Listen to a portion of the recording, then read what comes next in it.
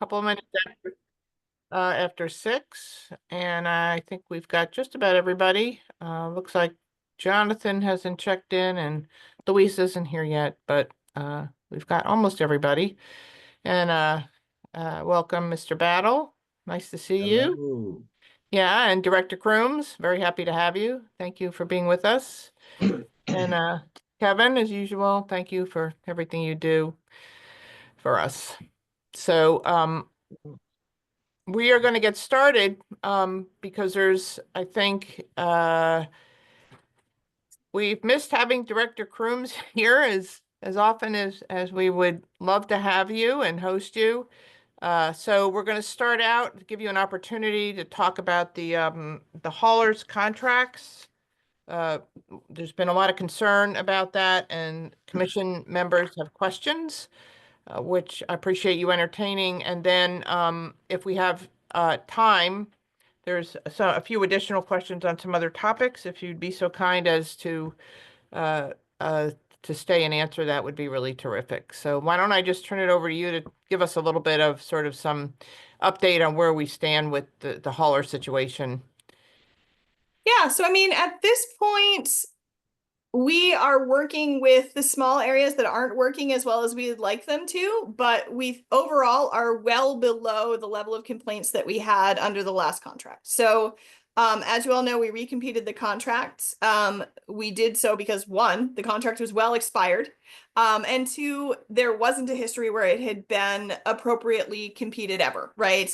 It started as a contract that was handed out to those who were already providing private service in the county and kind of just continued from there. And we never had a full recompete of the contract.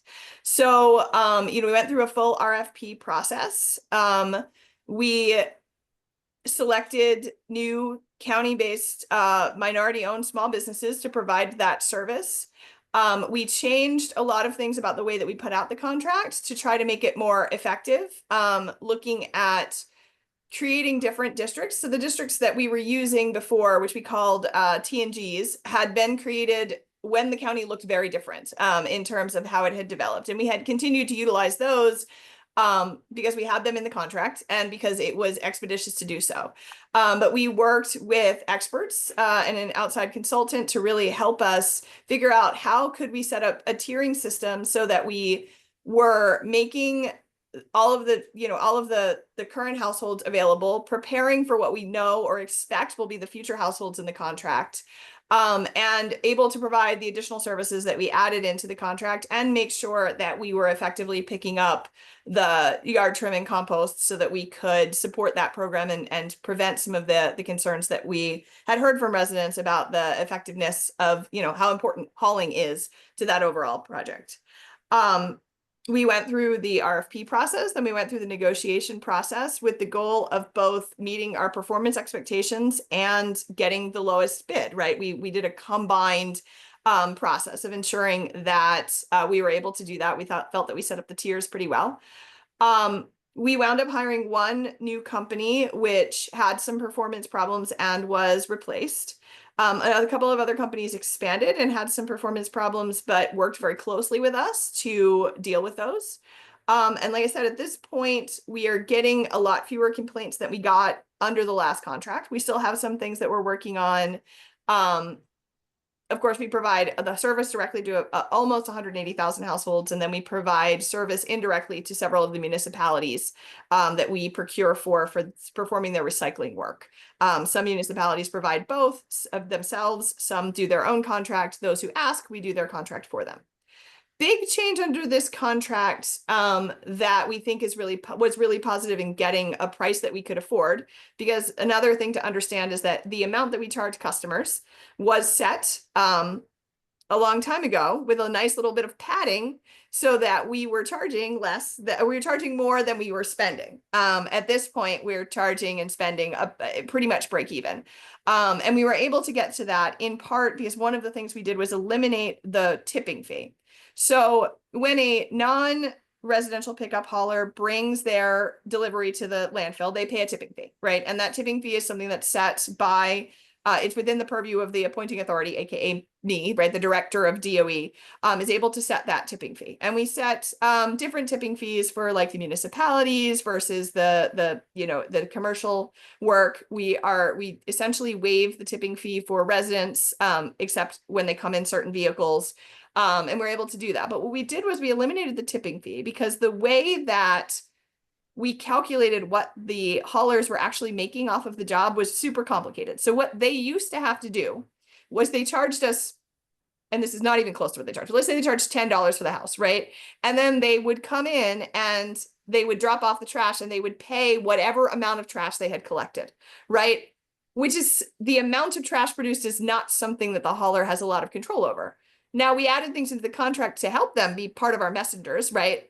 In that we can now put advertising on their trucks about waste diversion and things like that, but they don't really have control over it. And so we eliminated the tipping fee so that we had certainty in how we were bidding that contract. So when the person bids, they no longer they're getting paid $10 and then they're paying a tipping fee.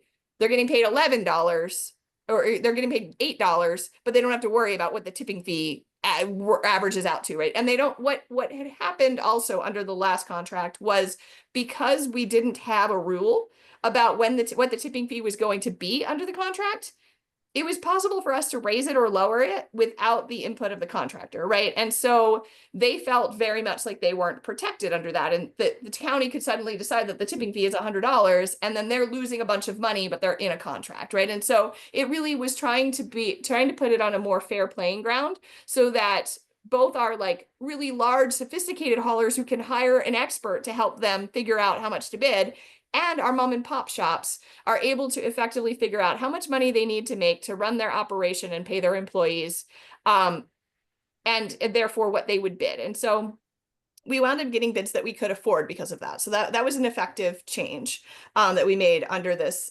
contract. Again, the tiering system where we're really trying to set it up for success because we felt very strongly that some of our haulers were overextended, that they had so many houses because there were 2 haulers who had really substantial parts of the county, both through direct contracting and through subcontracting. We set it up so that we know when they're subcontracting and they have to get our permission so that we know that they're not going to overextend themselves. So if a company is taking over for another company that goes out of business, or because that company wants to, they want to sub it out, they have to get our permission to do so. So those are like the major changes that we made in the contract. I know you all have requested the contract. That is not my decision. It is Office of Law's decision. That is with Office of Law for release because it is procurement sensitive and it is, I requested it and we're waiting to see how that, we recommended you put it through the MPIA process because that is a faster legal review than internal legal reviews. We put it in 2.5 months ago. I'm aware. We should be getting it back in 30 days. Again, that is unfortunately outside of my control. But that is where we are. And I know you requested the contract itself as well as some additional data. Again, I don't control it. And since I'm here and talking about what I do and don't control, I was going to start out by letting you know that this is my third to last day at the Department of Environment. I no longer work at the Department of Environment. I will be working in District 1 for the council member. So I will be transitioning over the course of the next few days. So I am here to answer any questions that I can. We expect internal management to be elevated to leadership and they will be able to answer future questions, but I'm here to answer as much as I can for you guys today while I'm still here. I could have chickened out and just been like, I don't want to deal with this, but I decided I was going to come and answer everything that I possibly can while I'm here. Well, thank you. Thanks for being here. Wow. Yeah, that's a bit of a bombshell. So is there a process underway to do a hire?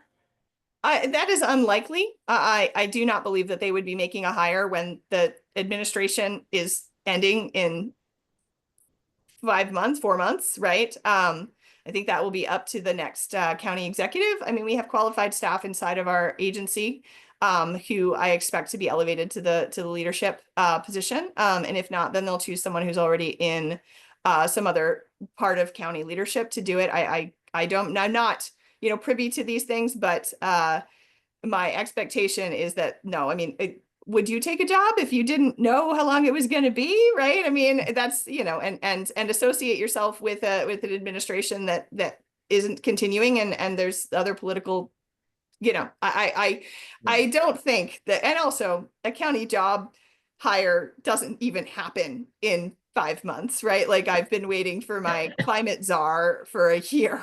So let's be real about like how long these things actually take, and all the people have to approve it, and then they would have to go through council. All that it seems remarkably unlikely. So I would expect that we would have acting, and like I said, there are very qualified, both appointed and merit staff in my organization that are perfectly capable of shepherding the organization in the near term, and arguably in the long term, should they be selected by a future county executive to do so. Is your associate who had filled in for you when you were on maternity leave still there? Yes, Adriana. Yeah, Calderon. Yes, Adriana. I couldn't Yeah, remember she's her one of name. the deputies. So we have two deputies, her and Michelle Russell, both of whom are deeply qualified and deeply aware of what's going on in county government. So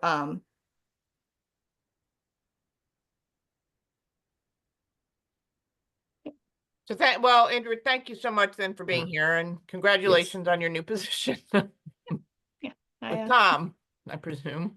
yeah, I'm gonna go support him in this. Yeah, the change wasn't expected, but elections have consequences. And yeah, we'll go from there. Okay. All right. I know that the commissioners, there was a lot of course, this was a big thing. And thank you for giving some background on, I don't think we were aware that in fact there'd never been a full RFP process in all these years. Yeah. Yeah. So I think that was really important, both to, you know, both for us and for the haulers, right? Like at first they were very resistant to it, but we did our best to make it easy for them. I mean, it's not easy. It's never easy to fill out an RFP, but we tried to make it as straightforward for them as possible so that they felt, you know, like they had a real opportunity. And you did see a change in where the haulers were doing the work. And we also changed some of the days in light of what we knew the burdens were and what wasn't working. Like, for example, we know that certain neighborhoods in the county have an extraordinary amount of trash, right? And we know that oftentimes that is because of our housing crisis and the amount of people that are living in a household, right? And so we wanted to make sure that that those communities were being served effectively, which meant in some cases moving days around and making sure that like one hauler wasn't handling multiple of that type of communities. At the same time, you know, we got bids. We didn't, in many cases, we did not get multiple bids on communities, right? And so when we selected them, we had to like kind of figure out where pieces would fit together. It's a complicated puzzle of figuring out, you know, who to award based on both capacity, the rules that we set for how much of the county they could have. There's part of it, so in the county charter, they can't have more than 25%. We, within the procurement, set a goal of 15%, right? So we were trying to make sure that no individual company had more than 15%. One, to provide more equity, provide an opportunity for companies to grow. Like one of the companies that grew a lot was Jetta. And they struggled through the transition because they had ordered a bunch of trucks that they weren't able to get on time, but they were very communicative, right? And so we were able to work with them, and we did an emergency contract because a lot of the haulers were having trouble at first, and we were dealing with the transition and all of those things, but we were able to kind of get that company through it, and now they're got very low complaints, right? And across the board, we're seeing lower complaints. There are some areas that I know had a strong desire to change their trash hauler. I have to follow procurement rules, but I also have to talk about who was willing to bid on it at a level that we could afford, right? Or the areas where we just didn't get bids from alternative haulers because they know how tough those communities are. And a lot of those are the communities that are struggling with the issue of a lot more trash, right? So it's like this, it didn't turn out the way we would have liked it to in some ways, right? I'm not going to call out any haulers in particular, but we know the challenges that people have with those who are providing their services. And so we did it based on performance. We also we had to have somebody to cover the whole county, right? And we had to be able to do it within the charter rules, and we had to do it within a way that was procurement appropriate. And we did have some haulers who were completely unallowed to bid because they've been terminated in the past. and like I said, we had one hauler who failed, who we replaced in one district. But overall, even those who do not have the performance rating that we would like them to have with our residents that we're working very hard on doing, we're not to the point of failure that they fell under the county regulations for someone who was not allowed to bid. So we are allowed to work with those haulers, but we aren't allowed to not go with them. The ones, you know, for example, Greyhound didn't bid anyway, but had they bid because they were terminated, they were not eligible. We had, I believe, somebody who formerly was working in South County was in the same situation. But even though we know that we've had some challenges with some of our haulers, none of them rose to the level that under county procurement regulations, they could be prevented from bidding. None of them rose to the level of performance that, other than the changes we made in the contract so that we could have better oversight and more effective, quicker oversight of certain things, were we able to like tell someone that they were doing such a bad job that they could not be a part of it. But we tried to take into account what we believed were some of the challenges with that, which in a lot of cases I said were the extension over capacity, over genuine capacity. And things like requiring newer trucks, because, you know, there's been complaints about folks who've left trash juice, which is a word that I will be glad to never use again in my life, around neighborhoods and things like that. So we attempted to make it so that their performance would be better and so that we had better oversight. But yeah, I mean, I know there's some that people are not super satisfied with, but all we can do is work to make that better, because they didn't fail to the level that we would prevent them from bidding. So you're talking about the tiers. Can you explain what are I'm not sure what that is. So we tiered it, right? So it used to be that the goal was for each and every one of these TNGs to have about the same amount of households, or they did at the beginning before the county grew. So like as designed originally, they were all about the same.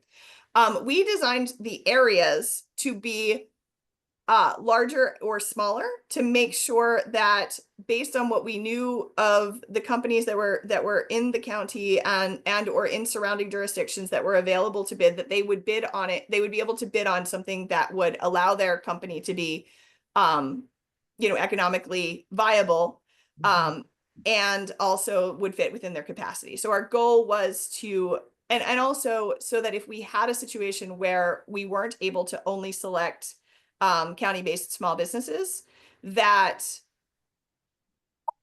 the bidders who came in would be effective, right? And we were able in the end to affect, and in fact, all of our bidders who were in the ballpark of being reasonable were county-based small businesses. So we had no reason to believe that we would have to, we didn't have to go beyond that. We were able to support our county businesses. But yeah, so in other words, the tiers are sort of groupings of households.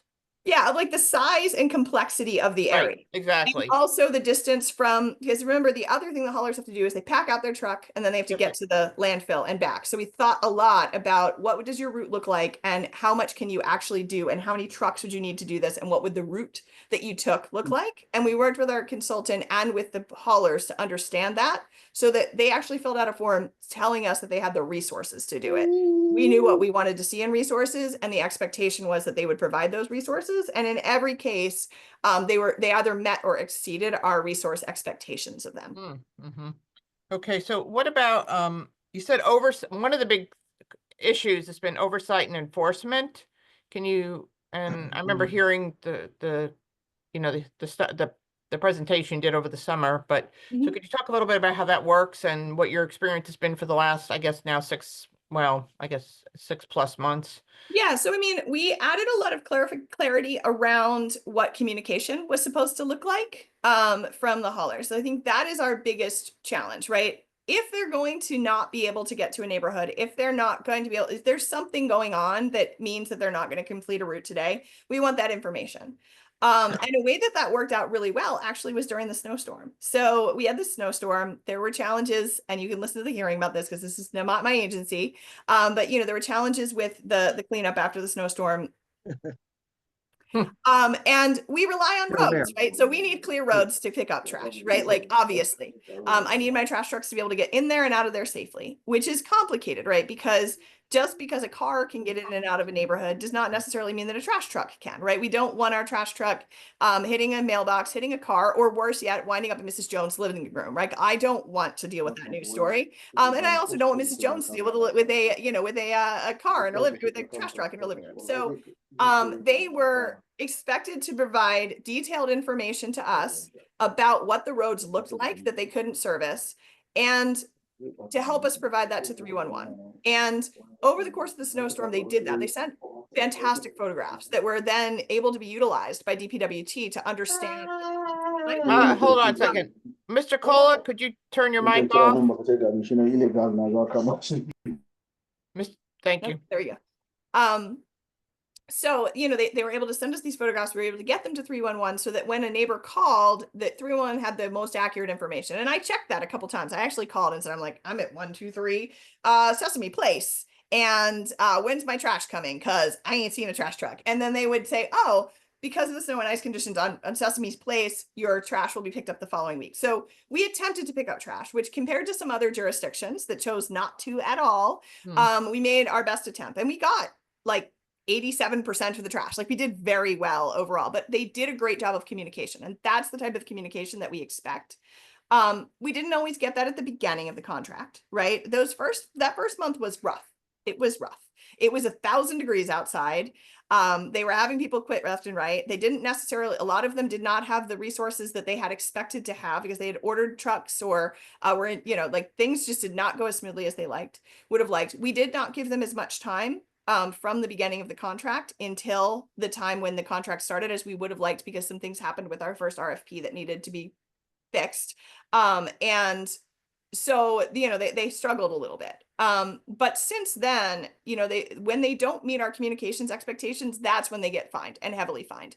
And so we have the authority to do that, and we have been doing that. In fact, we held the first month's fines in abeyance, telling them that if they didn't get their act together the next month, that they were going to not only have their fines for the next month, but for that previous month. And we saw, dramatic improvements. Like, holding them to account is important, but supporting them is important too. But I think the biggest thing that we added was really the expectation of communications.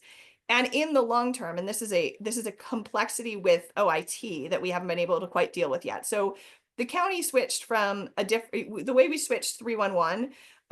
We moved from one type of program to a different type of program. The Motorola program is really a program that's designed for public safety, and it's really designed with the government in mind. The SharePoint program that we use now is more of a CRM, so a customer relations management program. It is more designed with the public in mind, which is great, and we want to provide really great services to the public. But there's been some disconnects in how we utilize that program and how we make that program work for us. And both council and the executive branch have been very supportive about getting us to that point where we're able to use it as effectively as possible.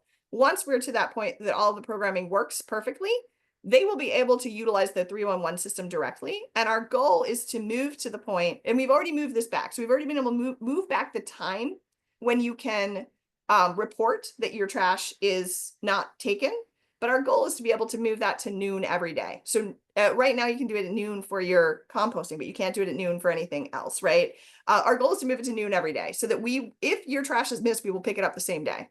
Often because of the time lapse that we had before, the trash is getting picked up the next day if it's missed. It's in our contract, and it is our goal to move to the point that if you call and your trash has not been picked up and you call at noon, or you put it on the app at noon, or you let us know and we put it in the app at noon, that it will be picked up before, the next morning you'll be able to pull in your trash cans because it's done, right? Like, that at some point that day that it will happen.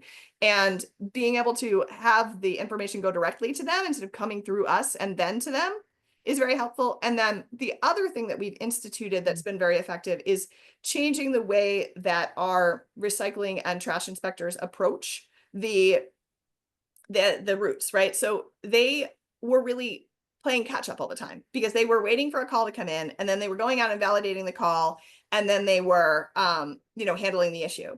They're out in the community while the trash trucks are going through, so they can see a miss before when it happens, like you missed that street, those kind of things. So we're being more proactive around that. And really working, I think we are trying to consolidate all the information to do education, because we also know that a lot of, the reality is that almost 50% of the reported misses are residential, like human error, right? Like whether it's a plastic bag in a recycling can, whether it is placing an item that can't be, put in the trash, whether that's a battery or a propane container or whatever it is, right? Those kind of things are we're able to target it better because the information we get from 311. So we're working on those too. But I think that proactivity and then the expectation of communications and holding them to that is really the accountability aspects that we're working on, because I don't want 311 reports. I want to know before it gets to a 311 report. You shouldn't have to call when your trash is missed. I should already know, right? Like I should already be on top of that. And so that if you do call, I'm like, oh, yes, we know that street was missed. It'll be done by 9 p.m. tonight. We've already contacted the hauler. I want to be able to provide that to 311. But I also just don't want the public to have to call repeatedly. And we know that there's issues where there are repeated spots. So we're able now to concentrate our resources on those areas, right? Like we know where some of the problems are. A lot of the problems we had early on were also on premises collections, because that is definitely the hardest thing to transition, because it's a relationship, right? So if you are a person who gets on-premises collections, right? You are a person who either has a disability or is a senior who has mobility issues, right? You probably have developed a relationship with the hauler crew that you're used to seeing. So they know where your bin is, right? Whether that's at your side door, your back door, your front door. They know that, they're allowed to enter your fence, right? They know those kinds of things. It takes a while for a new crew to work on that, right? Because we're not going to expect somebody to go into someone's fence. They don't know if there's a dog in there. They don't know if there's a person with a shotgun in there, right? Like those relationships have to be developed with the on-premises folks. And so I think that was some of the hardest stuff to transition, was to make sure that folks who were getting those special services were getting them. And those are our most vulnerable residents. And so that was really hard for us, because we knew that we needed to get it done, because those are people who really need our support. And I think we're there on those too. And those are one of the things that we hold highest accountability to. Like if they don't get it on premises, that's a really big deal to us. That's a really, both from a fining perspective and just from an accountability perspective, we're going to work really hard to make sure that that is resolved and handled. And sometimes that also means us talking to the resident and saying, you cannot leave Fluffy outside. I understand that Fluffy is your best friend and it seems the most gentle creature in the world, but if Fluffy is outside, I am not going to ask this hauler to go into your property and pick up your on-premises collection. Like that's not their job. You have to put Fluffy inside if you want this to happen. You have to put it at a place that's visible. You have to, whatever it is, to make sure that the resident and the hauler can work together and that everyone is safe and that it's getting done. So I think those are the other things, like kind of working through those pieces is getting us to effectiveness. And of course, we are really serious about the fines for mixing, and we have a process to check that at the MRF. We always have, but we've enhanced that process to make sure that we're not seeing mixed loads come in, because I know that really pisses residents off. It really pisses me off, right? And it's just like not acceptable to us. So we've seen only a few of those through the course of this new contract, but those are really substantial fines. It's a $2,500 an incident fine.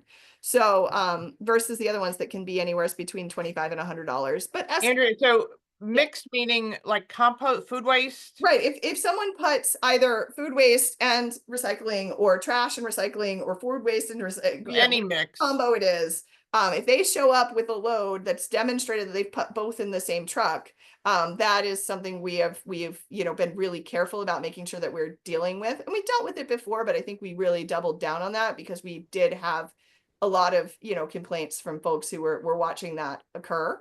Right. We do have some haulers who have trucks that can handle that, to be clear. And that's a little bit of a community education thing. Like, so when the Jetta truck that I have at my house, that's not through the county, that's through my personal thing, comes to my house, first I was like, what is he doing? And then I saw that he has two sides, because I was obviously ran out and was like, but then I was wrong, and it was a truck designed for that. But we, that's a substantial fine. Barbara, so I'm gonna try to talk less and answer the questions more directly. No, we can move to other questions. Barbara, you're muted. Sorry about that. What you say sounds wonderful, and I hope it's true for 99.9% of the county. It's just in West Laurel, it's such a different reality. For instance, our street, I'm not even talking about the snow. The last 13 times for yard wastes compost, Bates missed our collection 12 of those 13 times. I called in each time. Several times I have been told by neighbors that when they came the next day, they actually just threw the compost in with the trash, which gets picked up the next day. And it just continues and continues. They Right. pick up part of the street. They don't pick up our end of the street because the neighbor didn't want them turning around in her driveway because they were really trashing it by really gunning the motor and spinning their wheels. So they don't bother to come down to the end of the street that they'd need to back out on. But the trash and recycling, they're handling fine. I believe it's the same company. I don't know if it's the same driver. They've been doing the same company has been doing our neighborhood for over 10 years. It got so much worse with the new contract. I hope it's not that way for many other people. And so often when I have reported it, I mean, I've reported all 12 of the 13, and they say, oh, they haven't reported it. And then they find they have. I've talked with the one 311 operator who I've become friends with by every week calling, who she says, oh, they missed it again.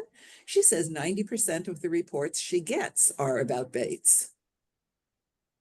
So So, our I team mean, is aware of it this just sounds particular like issue. And I mean, the biggest issue right now is that we have not had a regular week of trash in a month, right? Because we've had all I'm of these talking shifts. about before But the snow. but before the snow, there was shifts because of the holiday. So we've been aware of this issue, and next week is the week that we have people sitting there to make sure that it's happening, and from there forward, because the issue, like I said, we've been aware of the issue since early December, but have not had a regular week to watch. But my team is very aware of it, and will be out there. My inspectors will be out there making sure that these composting and composting / yard trim is getting appropriately collected. We've spoken to them. They know that they cannot turn around in this driveway anymore.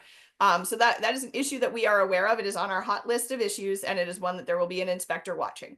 So that is how, when issues get to the point that they're just not getting resolved, we've got a program to deal with that. And this is in that program. It's just that we have had 4 weeks of not regular trash because of Christmas, New Year's, snow, and then Martin Luther King Day.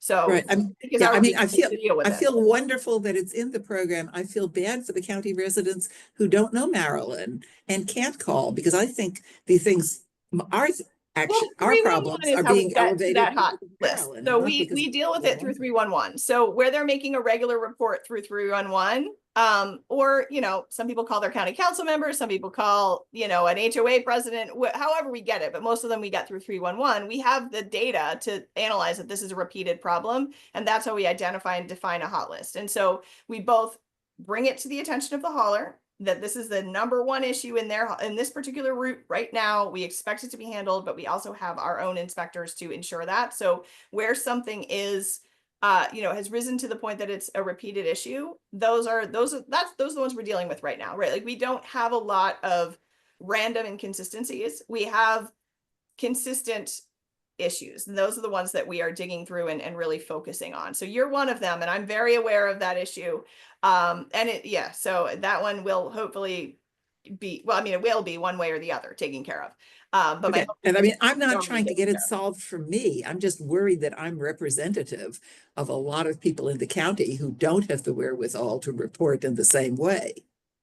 I mean, we get 311 reports, right? We do get 311 reports, and people do get frustrated and talk to someone. And we have our inspectors out doing proactive, right? And noticing when there's a miss in a place more than once. So, I mean, we're triaging at this point, right? Like, we figure out where there are problems and chase them down and work on improving them. It would be wonderful. Okay, Dave. Yeah, Mrs. Cromes. Mrs. Cromes, I have a 4-point question for you regarding this contract. I may have missed it, but how many contractors are now in the program? I think it's 11 now. 11. I think so. I can get back to you. 11. It's 11. 11. Okay, it's 11. Okay. All right. Second, are these haulers also collecting from multifamily or apartment complexes, or is that strictly individual houses? It is individual residences under our contract. Multifamilies have to contract their own haulers. They are held to the same responsibility of both providing trash and recycling, but they have to contract on their own. And they're required to provide us a plan of how they do so on an annual basis, businesses and multifamily residences. Okay, And there are a few townhome communities that were grandfathered, that the county's always provided collections since basically the inception of curbside collections. And so those particular townhome communities are treated, as Andrea said, as single family homes, but they are townhome communities. And each of those is a little bit different in terms of where we've required that they place their bins. Right. Yeah. But we have relationships with them, and we made those expectations clear to the haulers in there when they took on routes, if they weren't routes they were doing before. okay. What about the, each contractor? These contractors are also doing the compost collection? Correct. So they get an area and they do all 3 collections in that area. Okay. And that actually raises a point. I was looking at the sort report that was done that we got, I think, in early January. In one area, it was particularly unusual, the Suitland Capitol Heights area. It seems like that the collection was really far smaller, like instead of 3,000 pounds or some 20 to 30,000 pounds was like 3,000. And it also had some other things which were outliers in terms of what was actually the amount of food waste that was collected. Also the fact that the contamination rate was much higher. Is there any particular thing about Suitland Capitol Heights collection area that makes it a little bit unusual? Maybe that's something you can't answer, because I mean, Yeah, I don't know that I can answer it off the top of my head. I don't know that if Marilyn or anyone can either, but it's something we can take a look at. Thank you. Got it? Mhm. So like there was 3 points. Was that 4? Okay. I thought that was 3, but.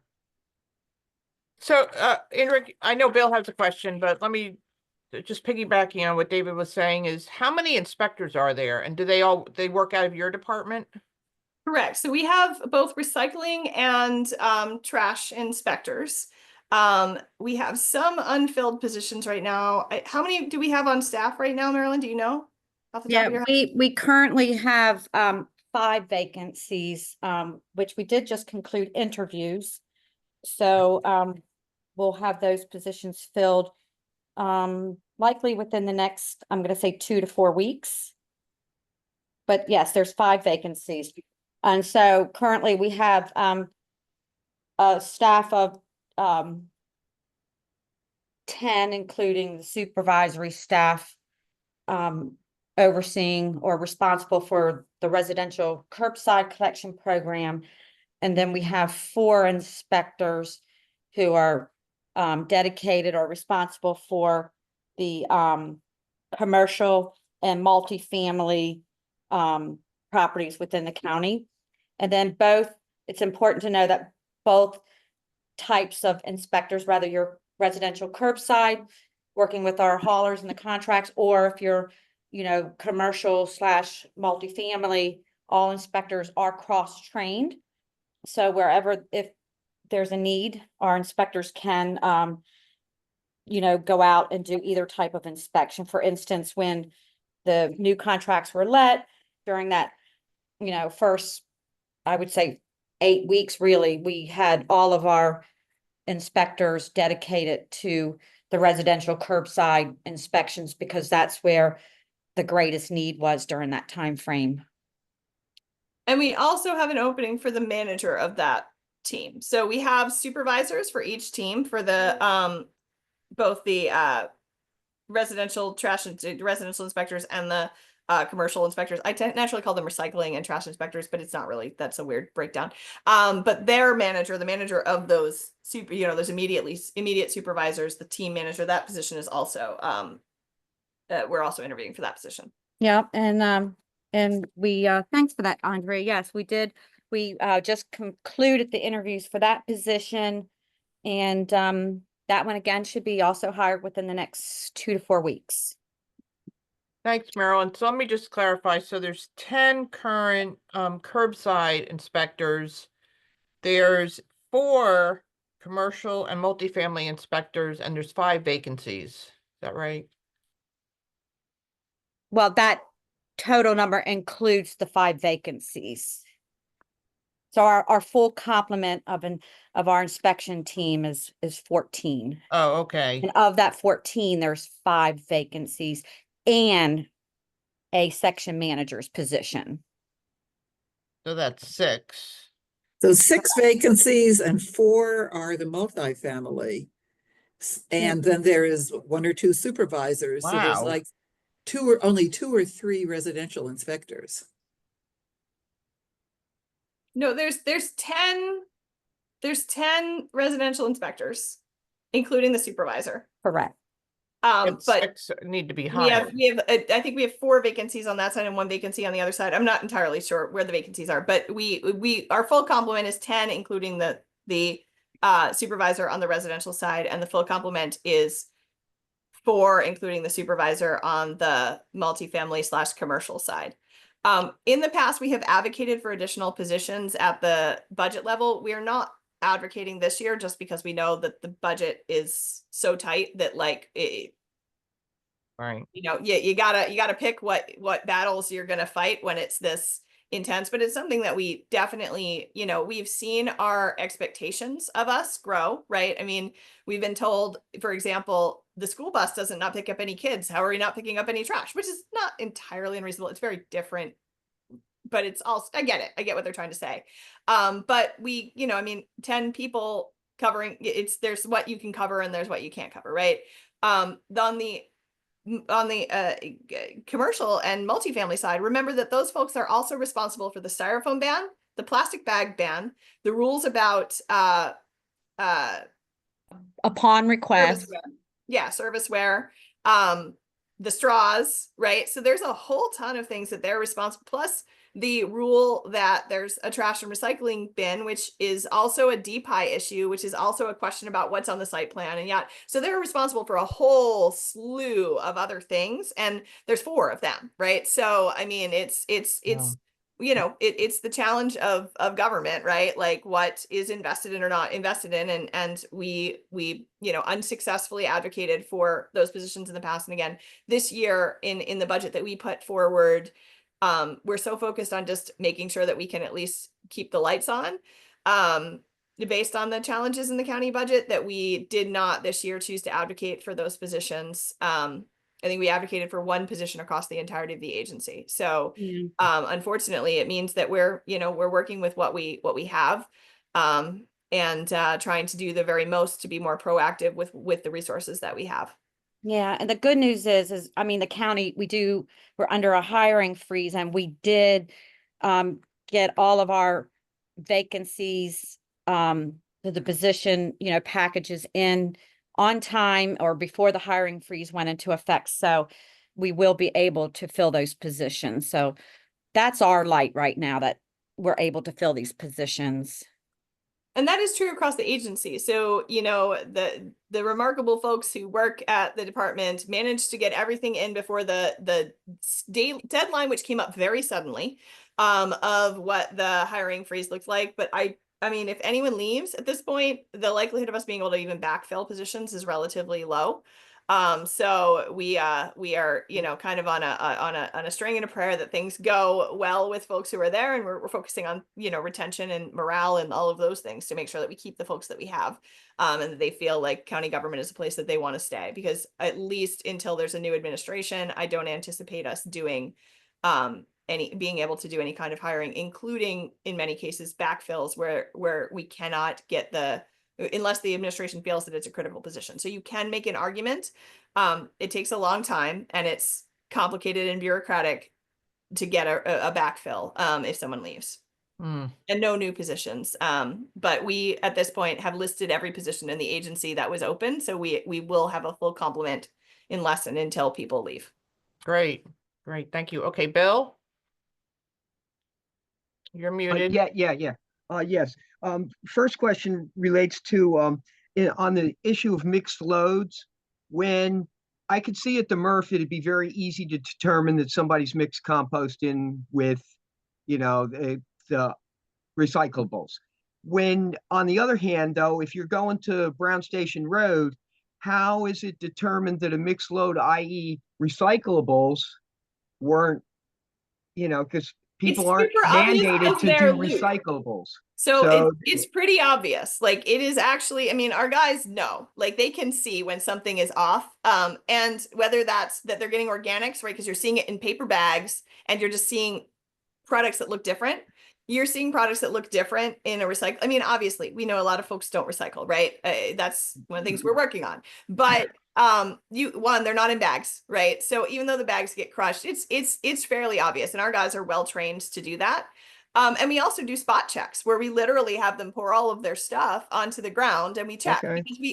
Because we eliminated the tipping fee, we need to be certain that our haulers aren't bringing something in and trying to avoid the tipping fee. So we also know what a residential load looks like versus what a commercial or a multifamily load looks like. So our guys are up there every day. They know what these loads look like and they know when something's sus. And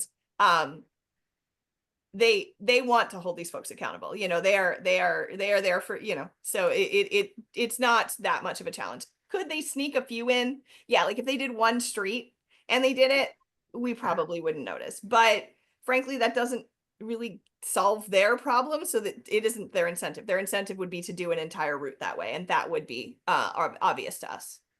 Well, yes and no. Again, I spend a lot of time walking the streets, seeing what's out on the curbs and stuff. I can tell you right now, a lot of people haven't gotten the message that days are sliding a day. You know, the pickups are sliding a day. Because I walked today, our trash day normally would be tomorrow. There's a lot of people that got their stuff out there, and a lot of those people have already had their trash visited by the animals, which are particularly hungry right now because it's real cold and stuff is all over the place. Another issue, but I have seen numerous occasions where, okay, they're not supposed to pick up plastic, you know, recyclables that are in a plastic bag. And I can say a lot of haulers are definitely, or at least a hauler in my area now, is getting the message on that. Unfortunately, that's not communicated to the people who's the homeowner, because they don't know why it didn't get picked up. So they just leave it out there. After a week or two of it being left out there, all of a sudden it's disappeared on the trash day. So it got, you know, rather than having it be treated as a recyclable that should have been packaged properly and treated as recyclables, it gets thrown in with the trash just to get it off the curb.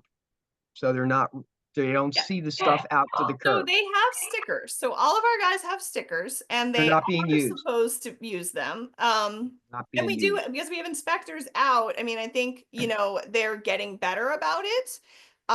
Because like I said, our inspectors are often following the trucks now, right? Like they're right there seeing what the crews are doing. So we hope that that's getting better. But also, when we get 311 100% working, the other thing is if they decide not to pick something up, they have to take a picture, right? Okay. Which means that we have the details, right? And that means that I can send the inspector out to just like talk to the, and we do send our inspectors out, right? They do, you know, talk to residents when they can get to residents, but we have they have to provide us with photographic evidence of a miss. So like if it's an opportunity really for the haulers, right? So that they don't get sent back. Like if they go down the street and one house, you know, 124 is not out, they take a photograph of it. If 124 calls me at 2 o'clock that afternoon and tells me that their trash wasn't picked up, I'm like, here's a photo. Like Right. you didn't Okay. have the trash out.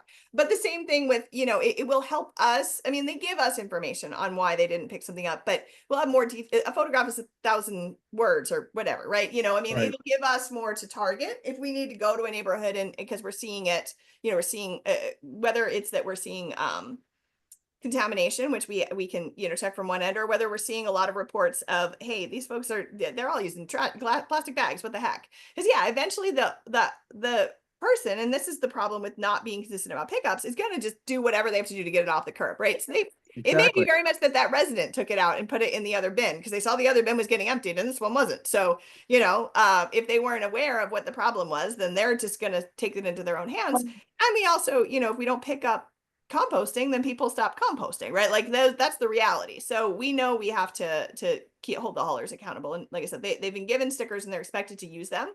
And if we have consistent problems with them not doing that, then we also have the ability to fine for that and to you know, work with them on that.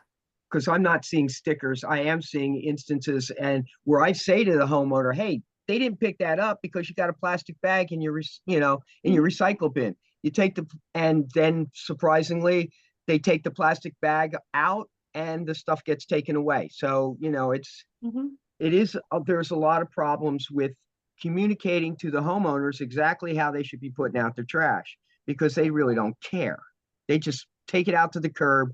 They leave the lids lying out. Stuff blows all over the place. It's, they just they don't care. It's trash. They don't spend any time with it because it's garbage. They don't want to waste their time on garbage. Yeah, I mean, and I understand that, but I also, I think it's important. I realize we are 4 years out from the pandemic, but we still don't really know how to communicate with people anymore, right? Like we are doing a lot of things that we did before and we're learning what we need to do now, but communication is different, right? And people's sense of what is civic responsibility is different. And we have to meet people where they are and figure out how we get folks there. Is it that I need to make my messaging more about money? Is it that the bottle bill passes and then we see folks incentivized by the money that they can get for their plastic bottles, which incidentally, the bottle bill as written, I want to support it, but we got to figure out how to get there so that, our county doesn't go bankrupt from not being able to sell those commodities. We're figuring it out together, right? There is a pathway. We just have to figure out what that pathway is to make sure that everybody can function, because I don't want to lose services because I don't make any money on bottles, which are incidentally worth quite a lot of money in the market right now, which is how we pay to do things like recycling and composting and electronics waste pickup. But it's figuring out where people are and what we do in 2025 versus what we did in 2020. And sometimes it's the same thing, and it's investing in the communication, and sometimes it's a different story than we had to tell before, right? And so we're figuring that out sort of across the industry, and you'll see like in a lot of the waste magazines that it's a real problem. We've got a littering problem across the country. We've got consistency about recycling issues across the country, and we're doing well compared to a lot of our neighbors, but it's not well enough, right? And so we've got to figure out how to solve those issues. And in a time of limited budgets, it's difficult to deal with the community, the sort of softer pieces of things, right? They're like, get the service done. Trying to weasel the money to be able to send postcards and to go on the news and do all those things is a lot harder. But we're trying really hard to try to, and earned media is almost impossible now. That's the other thing to understand is like, I can send all the world's, press releases that I want, but that does not mean that, ABC or NBC or Fox or WTOP are going to talk about it, right? Like, which I need, because we know that some people aren't using social media. And we also know that some people are going to use less social media as the way that social media is used by the federal government changes, right? Like, so we know that this year may be interesting, right? Some folks may be more attentive to social media and other folks may be significantly less attentive because of just the massive amounts of information that will be sent out if it's consistent with the last presidential administration with this particular leadership, right? And I'm not making a value judgment on that. I am simply saying that is what we are dealing with, and that's what we have to think about as we're doing communication. And in a limited budget, how much money we're going to get to do to talk to our neighbors is challenging. Certainly. On a positive note, I had an occasion of having, actually it was a really bad day. It had been extremely windy. I was basically maxed out on how much I could carry. I was coming back to my house with a full load, and I saw it turned out to be a tissue box on the side of the road. So I stopped to pick that up. I was having trouble jamming it in. Trash hauler truck comes by, stops, backs up, and for me to put that inside of the hopper, which I thought was really nice. The driver kind of gives me a thumbs up. Now, of course, it's to his benefit because I'm picking the stuff off the street that otherwise your inspectors might assume, rightfully so in many instances, that it had not gotten properly put in the hopper to start off with. But in any event, they did that. The two guys on the back said thanks, in that they didn't have to get off the truck to do anything about it. But just on a positive note, that was something that you might want to give them a thumbs up for, because it was a nice move on their part, because backing up a trash truck isn't easy. So Thanks, Bill. Yeah. Barbara, you have another question? Yes, is there any way to use the community's listservs to ask them to get out information or community newsletters? You Well, have- so we send information through the Office of Community Services, the various HOAs. Excuse me, give me 2 seconds. I need to move so that my baby can go to sleep. I'm upstairs. I need to go downstairs. Give me 1 second. All right.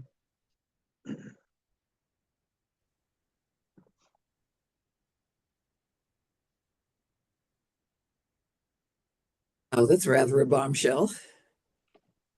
Yeah, that was shocking. As far as the communication stuff goes, it's going to be tough because around here, there's a lot of households that have, or a lot of homes that have two households living in them, upstairs and in the basement. The basement people, I don't know how they get their mail delivered, but they obviously, anything that's addressed to resident or that, they're probably never going to see. The upstairs people get that stuff, not the downstairs people. And a lot of the downstairs people aren't necessarily ones that want to hear from the government anyway, in any way, shape, or form. They want to be as anonymous as possible because most of those downstairs residents are not permitted by the Sure. county to have an additional household living in the home, you know? So you got a tough one to get a hold of those people. Okay, Barbara? Yeah, so we Yeah. work with the Office of Community Services, Office of Community Relations that manages those listservs. We obviously have our own. We know some of them through community partners, but we send information out through the Community Partners Program. And then HOAs can put it into their newsletters. We provide information to the Office of Community Relations. I don't control what they send out, right? But we do provide it so that it can be provided. And one other big, I think big change is that we're really, the county transitioned their website. And I know anyone who's looked at the website lately is like, what on earth is going on? We are figuring out how to more effectively, provide information and updates on the website. So that would then provide information for the communities to then, copy and put into their own newsletters. Okay, yeah, I was I have a thinking of action. recommendation for a better way to do that. That is well within the purview of the type of thing that I would love to have advice from you guys. Yeah, because I was thinking of asking the civic associations, Brett. I mean, because a lot of places aren't under HOA, and we don't get it from the Office of Community Relations. I don't know what they send it out to, but we have a listserv that a third of our community members read. We have a newsletter that 3 times a year goes out to everybody. Yeah, so I mean, I think this is kind of a perfect segue to some of the things I wanted to try to talk to you guys about. And you've got a new administration coming in, right? This is the best opportunity that you are going to have to make a recommendation to a leader, right? Like there is no better opportunity. There is no time that people are listening more than at the beginning when whoever comes in has 9 months to do something and get reelected, right? So they're coming in and then 26 is very close and it's Prince George's County. The only thing that matters is the primary. So you get a primary in May of 2026. You have someone who is lucky to be, will be in office in June, right? So you've got less than a year to make an impact. This arguably is a human being who will be listening with their ears open. There will be new people here. There will be people who want to make a name for themselves. If you want to make a recommendation to leadership that is likely to not fall on deaf ears, now is a really, in that time frame, not now, on June 1st or right before June 1st is the best time to create some kind of report with clear recommendations as to what could be done better under a new administration, right? And it's like, quiet guy. The big things that, I hear consistently from you all are communication needs to be a lot better, right? There is a lot more we can do to move towards zero waste, but that takes money. We would like to see better oversight. So we need inspectors or whatever, and we need to think about not just where we are with recycling and trash and those services, but how do we move to reuse, right? Like how do we move to moving things out of the waste stream entirely so that we're not processing those things? I've also heard a lot about, what we can do in North County, whether that is another composting facility, whether that is a, some kind of a a waste, a general waste facility, whether that is partnerships with the municipalities, whatever it is that you guys are thinking that you think will make our system better. Now is the time to have a report and get it to leadership, right? I mean, that is, the commissions who get things done have reports that they have put together that we can help make pretty, right? Like, but I need your words, right? Like I can help with making it putting your pictures on it and doing the titles and making, I can do that part, but I can't put the words in your mouth, right? I need you guys to prepare something that can go, right? Like your recommendations to me do not fall on deaf ears, but they fall on deaf power. Okay. I think I think that some people think that I have a lot more power than I do, which good for you. Good for me. Like I look real powerful. I only have so much control over things, right? And I don't set the policy. I make recommendations, but recommendations coming from a group of people from the public who have been selected because their willingness to serve on a very unique commission with a very clear, set of objectives. Now is the time, right? To sit down and say, what are the most, and also, I don't want to leave out what the impacts of the landfill on people who live around the landfill, because I never want to forget about Chuck and his representation of that community, right? Like he's on this board to represent that community. And that's another piece of it. Like, what is it that the leadership could do to move all of these things? And also, like I said, is it that you want air quality monitoring around there? Is it that you want, the streets maintained better because of the vehicle traffic? Is it, that there's no more taxes to waive, I don't think, for the communities, but those things too. Like, so I think the biggest thing, you guys have a huge opportunity, right, to put something together. And that is sort of the expectation of this commission, is that you're going to give us like clear written direction of what needs to go on beyond what we're already doing, right? There are tweaks that you can recommend to what we're already doing that we do. We obviously take what you say to heart. Like we try to do it, right? And we try to listen and do better on those things where we control them, but we don't control a lot of it. But you're about to have new leadership, that arguably has control over this, right? And now is the time to put something together and say, these are the 3 things that you need to do now, and that you need to find budget to do, and that you need to do better. I agree completely. Yeah, I think that's great. So in the spirit of that, one of the things wanted to ask you about was the issue about the methane monitoring and the University of Maryland study, to try to figure out what is really happening with that. That's a big concern of the commission. Yeah. What is really happening is that for 2 years, I have asked them for a project plan. The one thing I need to know is, when do you want to come onto the landfill? What do you want to put there? Where does it need to go? And how often are you I just need to know what's happening. And I've been very, very clear with them.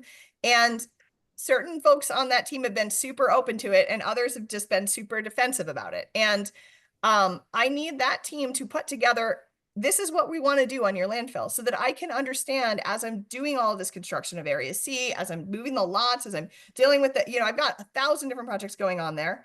I'm hoping to monetize our landfill gas, right? So that's another major project. I have oversight responsibilities. I've got MDE.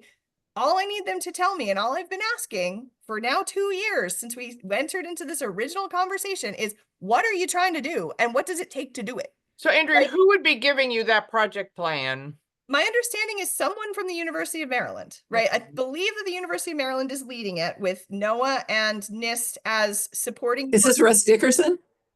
Russ Dickerson, or someone from the University of Maryland. Like, he is a professor. I know that there's also like people working on it operationally. The people who I've asked, yes, Russ Dickerson is the main, I've asked for the project plan. And that was our very last meeting, which is just a few months ago, left with, great, give me a project plan. And then we can figure out how to make this work. Problem childs, or one of the helpful? Is Russ one of the problem children or one of the helpful people? I mean, both. I mean, it's his project, and I like the idea of potentially, if there is a solution, and that would eliminate first off, finding out if there is fugitive methane, and then eliminating fugitive methane through a simple process is good. I do not believe, I mean, he's the person who I would think would provide the project plan, right? I But have he's had the one who hasn't provided it when you've asked. Yeah, I mean, he's the lead and he has not provided a project plan. I mean, that's Okay. kind of what it comes down to. And then he came to you guys and asked you guys to advocate. And I'm like, but where's my project plan? I need a project plan, right? If I don't know what you want to do, I can't agree to doing it, right? So, Like, and did he say he was going to do this? yes, I think our last meeting was, I don't know, maybe October, maybe November. It And was did he not tell that you long when he ago. was going to deliver it? What Yeah, did- as whenever he wanted to think about starting the project, like that, it's on their plate, their timeline. You know, they that's what we need to know. Who's going to be there? When are they going to be there? What do they need to do? Are you, like, because he talks about like towers and trucks, and but we never get any real details on what does this look like for us, because then we have to figure out operationally, okay, how do we make this work, right? And there's just too much going on, and there's too many responsibilities with, you know, regulation and stuff, that we can't just be like, sure, come on over. Like, that's not the way the landfill works. It is a large, dangerous, complicated, well-regulated process, right? A project with major construction going on. I mean, it's too complicated to not know details. And so we need details on, it's always been a very general conversation. And I've been excited about this general conversation from the very beginning, because frankly, I think what he's going to find is that some of the airplane data reflects natural causes of methane, right? And I do want to know if there's fugitive methane, and I do want to know if the way that NDE is currently measuring it is not effective. I want to know that. I'm curious about our greenhouse gas footprint, but I have yet to get a project plan that tells me what on earth they're actually trying to do. Like, I know what they're trying to achieve. I don't know what they want to do. Dave, have you participated in any of those discussions? I've talked to Russ a couple of times. It was really unclear what the holdup was, but I could actually talk to him again now that I've heard what Mrs. Chroma said today. Thank you. So Andrea, did he, I was asking about, did he suggest that he had a date for the plan itself? He didn't specifically say a date, but I was under the impression based on our meeting that I was going to get it like a few days after that meeting, but I have yet to see Oh. anything. You know, I mean, maybe I interpreted the conversation wrong, but it appeared that he had a research assistant to whom he was assigning that task, and that we were going to get something.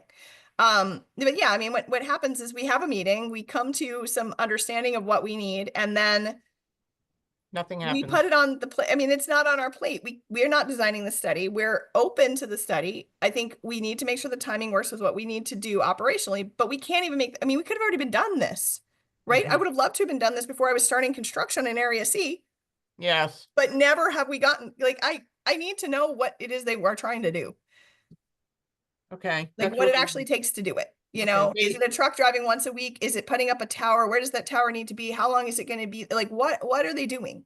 Mhm. It's Right. very No, general. that makes sense. Dave, did you have another? This is unrelated to this current discussion. Should I ask a different question now? Yeah, go ahead. Yeah. I just wanted to ask, there's in the General Assembly now, Maryland General Assembly, they've got a bottle bill that's being considered. I'm wondering if we could get the Department of the Environment or county exec's office to write a letter of support for this new bill, which could make a big difference in terms of the amount of litter and also the bottles and cans that are now being collected or, scattered around the county. So not as written, no. We've had conversations with the Sierra Club advocate for the bill and are working to have conversations with the sponsors for the bill, because there are changes to the bill that are necessary to make sure that we can continue to provide the services that we provide. The threat of the bottle bill, there's a big benefit to the bottle bill in terms of the cleanliness of our water and the cleanliness of our roads, right? Like, because we're going to have, theoretically, we're going to have a lot less litter, right? However, one, that's a different pot, right? So the money is a different pot. So whether you like it or not, that is the way county government works. And I don't control that, but maybe that's a recommendation you make. But it's a different pot of money, right? It is the general fund that pays to clean up litter. So I've got that challenge. I want these bottles out of the water. I know they're a problem. Our partners clean out our bandalongs. We know that the bottles are a problem. We do not want them in the river. However, we have invested in infrastructure that much of the rest of the state has not invested in. that has fallen on the back of our taxpayers who have paid for that infrastructure. We are currently paying to be able to provide the services that we provide in part with the revenues from the bottles that we send to sell. And so what we need is an off-ramp from that allows us to maintain the revenues that we need to provide the services that we are currently providing. And until we find that off-ramp, I cannot, in good conscience advise my leadership to support the bill. Now, they may do that despite, my talking to them about the budgetary implications. But I have raised a number of potential options and provided data to Martha Ainsworth, who is the largest advocate on this and the expert, right? We support the concept of a bottle bill, but we cannot at this point provide full scale services without receiving the benefit of those commodities. And the options that they have provided us thus far in terms of ways to generate revenue are not effectively going to make up for that at in any near term point. We have to pay off the debts for things like the optical sorter, right? So we need to find a pathway to making sure that the county has an option. And like I said, I provided a wide range of options to her. I expect to provide, I got some feedback from her, expect to provide a wide range of options to the bill's sponsors, and see if we can find a compromise that would allow us to support it. I think you've got the same problem with the other two publicly owned MRFs, which is Baltimore and Montgomery County. We're all kind of in the same situation where it's difficult for us to support something that would have such a dramatic decrease in revenues in light of our need for those revenues to be able to provide services. Like I can't provide, I won't, there are things that we pay to recycle, right? And then there are also things that, like e-recycling, right? Like household hazardous waste, like the fact that now we do curbside e-recycling, which is like unheard of. Things like that I won't be able to provide unless I have the revenues. And yes, there is a cost savings. One, I think that, there's been a lot of advocacy that there's a cost savings to us directly within solid waste management. And that is a failure to understand how solid waste management works, because there are still some people who are not going to do it. So I need to be able to process a beverage bottle. But also it's on the margins that it doesn't actually save me enough money to offset this.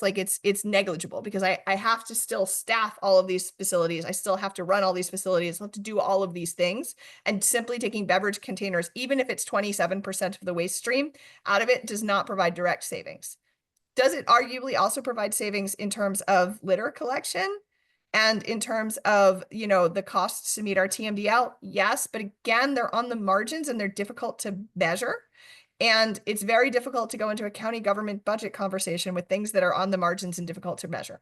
So at this point, like I said, at the very least, I need some kind of off-ramp to make sure that we're getting what we need to support our services for our residents. And that's got to be solved. And there's a number of different ways to solve that. And we're just going to continue discussing that with What are you doing?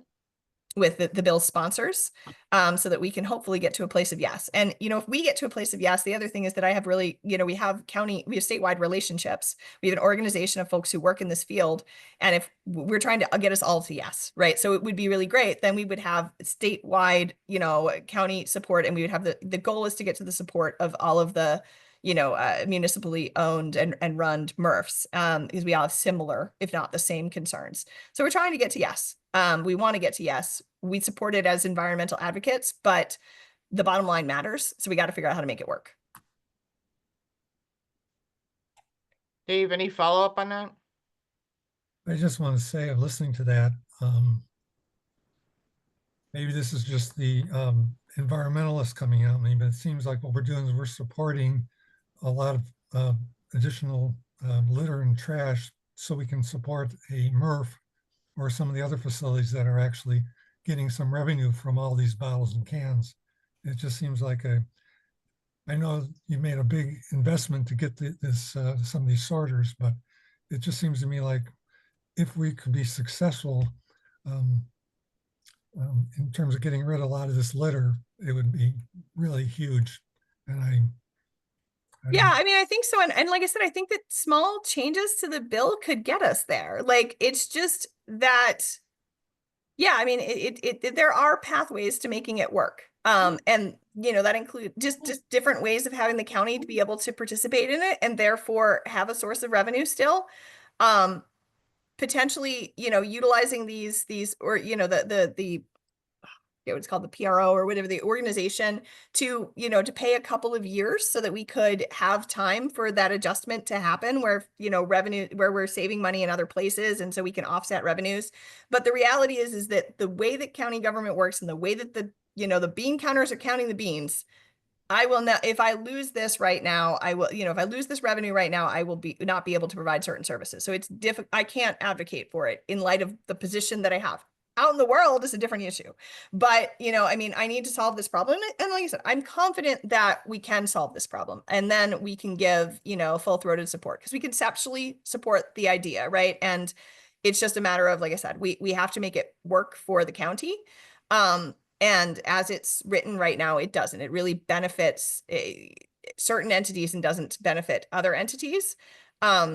So, that is from an environmental, and there's other economic development things. I'm not talking about those. I'm talking about like my job is running DOE, and what it would take to get there as and like I said, the conversations are set up and I'm hopeful that we can get to the point of pushing the leadership to support it. So Andrea, does this mean in a sense, as these kind of bills, I mean, this will eventually, something like this will get passed. That seems like it'll happen.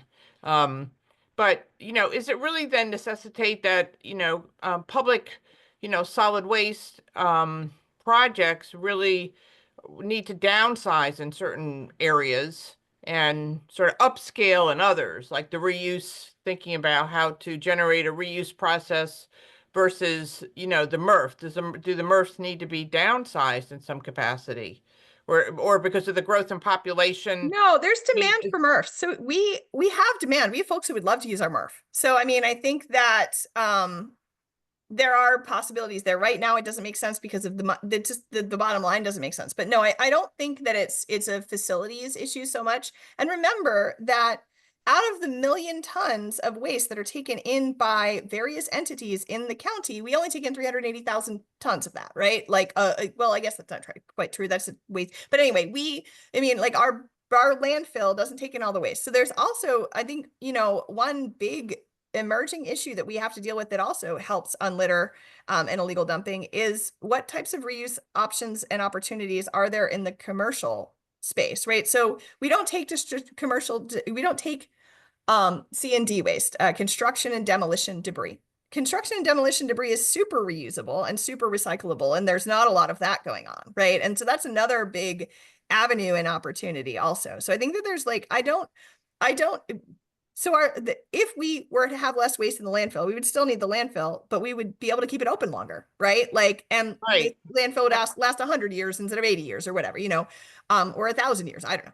But if humanity's here for 1,000 years, but right, like there are ways to do it. And obviously, if there's less demand for things and we can make things work better, we want to do that. I don't see this even with a 27, because remember also that what this bill does is it causes the processing of waste that right now is not getting processed at all, right? So we're recycling a lot more, right? When it's a 27% decrease potentially in items going through the MRF, but it's a much larger decrease overall, right? Because we know that things aren't getting recycled. They're either coming into our landfill or they're getting dropped on the street. So there's a lot of opportunity space, right?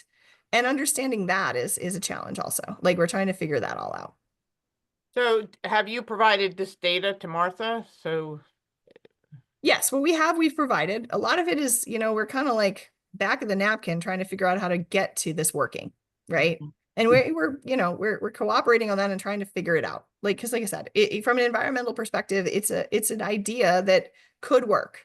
I do have reservations about whether people are actually going to do this in 2025, but I'm willing to try, I'm at spaghetti at the wall at this point, like anything we think will help, right? So conceptually very supportive, just need to figure out the details so that we can support it, is I think where we are. Okay, great. Any other questions?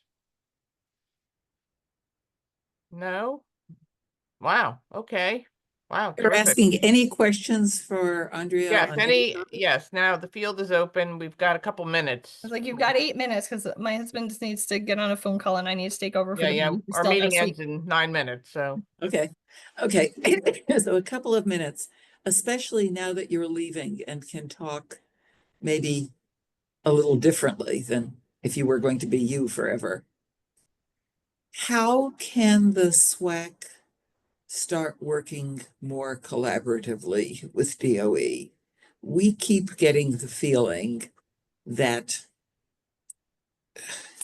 we're held out on the end of the gangplank and are always fighting with rather than working collaboratively with. And we would love to be able, we would like to believe that we're all wanting to improve the solid waste handling in the county and that we could work together. And we're not feeling that that's happening. I mean, I think that that is a little bit of an illusion as to how a commission really works, right? I mean, the commission is supposed to advise us, and traditionally that means the commission, you're not a board of directors, you're a commission, right? And the commission is independent of the department, but supposed to advise us, which means that advice is supposed to be given in reports, in writing, which then aids us with a tool to go to leadership who makes decisions, right? I don't make these decisions, right? I advocate for these decisions. And I'm often lacking the tools to do that. I need a report. I need a white paper. But when we ask for information, it's like pulling teeth and months, and you're told you have to do a MPIA, and then it's month and it doesn't come. So we can't give information without getting information first, or give advice without getting information first. I mean, getting we are information- of the state, we publish the most detailed information on our waste sorts, on our 10-year solid waste plan, on what is working and not working in, zero waste, on our budget. Like, there are so many publicly available documents combined with your specialist knowledge that I don't like. When you ask us for something, it's not us. I mean, it is us, but it's like, there's hoops, right? I can't just provide information that's not publicly available. We provide a dramatic amount of publicly available data and information. And so, yeah, I mean, I think that the expectation that we have the resources to answer every question, or the permission to answer every question, is overblown. But I think that, every one of you has expertise and knowledge of the community that could really, really help. That's why I'm saying a written report for the next administration coming in of these are the things that as residents of the community we want to see, right? And that is how you get the things done. I mean, you can tell me until you're blue in the face, and it only matters so much, right? Like, it's not that I don't internalize it and try to do these things, but like, to an extent, I can't even report to you that I do them because there's only so much data that I can release because it's private. It's like, it's the MP and all these processes. It has to be the way that other commissions work, and the way the commissions work and are effective is by giving clear directions to leadership about what should be done and what should be changed. And sometimes they're wrong because, you are missing information, and that's okay because they're like 75% correct, right? And that 25% is, I can go and say, well, they didn't have accurate information because that's not publicly available, right? Like, I mean, my position, I mean, my honest position is that there is a lot of data out there. I grab it when I need to talk to, I'm working on a statewide composting bill. And what did I do? I Googled the 10-year solid waste plan to get the data that I needed. I needed to ask my team for that, right? Like, I was able to pull up what I needed to have a conversation with the Institute for Self-Reliance and, Delegate Boyce about what, could make that composting bill stronger by pulling what was publicly available. So, I mean, we produce a lot of information out in the public. You are always going to struggle to get more detailed information because there's processes and there's bureaucracies and there's all of those things. I think that providing something that is 90% there or 85% there is better than than talking to me, right? No one's ever going to watch these recordings, okay? Unless they're trying to find political dirt on somebody. Like, why would they do that? They're not doing it, right? They're just not, right? Like, the 8 minutes that I get to talk to someone in leadership in a quarter is not enough, right? Like a written report that has details on what you did, what the public wants done, aka you all speaking for the community because you are representatives of the community, is how you get it done. And I mean, that's, you know, I know you guys have already kind of developed some committees and stuff. It's, you know, just taking on a few issues and just going hard on them, and then they get done, right? Like once these things kind of get into then they get things that are talked about, and then do they happen on Tuesday? No, but they happen over the course of a few years, right? That's, you know, that's how I got the stuff done in the climate stuff, right? We had a commission, they wrote some stuff down. The leadership liked some of it and hated some of it, but all of it's starting to happen. Okay, we are, Andrea, we are at 7:26. So I mean, I can I just say that I appreciate all of your service. This is a volunteer gig. You guys are working in the third place that's dying. So it's amazing that you're willing to put this level of, you know, civic investment in. I have appreciated you. I don't mean to be argumentative with you, but I'm going to be argumentative so that we get the best out of everything. But I appreciate what you all give. I'm still here in the community. You know, some of you, I'm specifically now in your community, which, you know, is now going to be like the talk of the town because it's the first time I've mentioned it out loud. But you know, yeah, I'm here. I care about you guys. I appreciate you guys. I know the level of effort and the level of concern that you put in. And thank you for being here, and thank you for doing this, even when it's annoying and difficult and political. So. Okay, well, thank you. And thank you for your service and for your amazing work at DOE. And I think we'll look forward to still being able to touch base with you in Tom's office. And yeah, my email is the same. My phone number will be the same. You guys need me, you know where to find me. My farm's still on the same street and is, you know, on Google. So, you know, come on by, have some tea. okay, sounds good. Yeah. All right. And Thanks, thank you Bill. for coming to work for Tom. I'm excited about that. I'm excited to learn how council works, Kenny. I'm very excited about this. Oh boy. Am I should not be excited? Is that what that base is? No, stop by my office anytime you want. I'm here to help. I'm excited to learn all about the legislative branch. Yeah, good luck with that. All right. Thank you. Good night. Good night. Thank you All right. so much. Okay, everyone, it is 7:28, so we are going to skip committee reports. We're going to skip the Resource Recovery Division report. You have that. I sent it to you. I just want to mention that I sent you all a list of goals. I'm going to add a few more things from tonight to the goals. If anyone has any objections to those goals, just shoot me an email. Kevin sent me a nice little chart that we can use to sort of flesh out the goals in a little bit more depth. I will also include that. And I would really appreciate if you could fill in to the degree of what you're interested in working on that chart, and get that back to me within a week or two. I'll send out a reminder to everybody to respond and get back, and then we'll discuss it more in February. So I think that's, unless anybody have any announcements, Kevin, anything we should know about quickly? None, yeah. So the recycling awards, it was supposed to happen this January, but it will be moved to February. We're working on some logistical requirements, but we will update you regarding the final date. Okay. So is the submission period closed? You can still submit, Nancy. Okay. I forwarded you the form for Okay. completion, but Yeah, we okay. welcome nominations for the awards. Okay, so if anybody wants to make a nomination, let me know. And I'll send you the form, or I'll fill it out. Okay, all right. Very productive and extremely illuminating. Okay, everybody, thank you so much. Thank you all.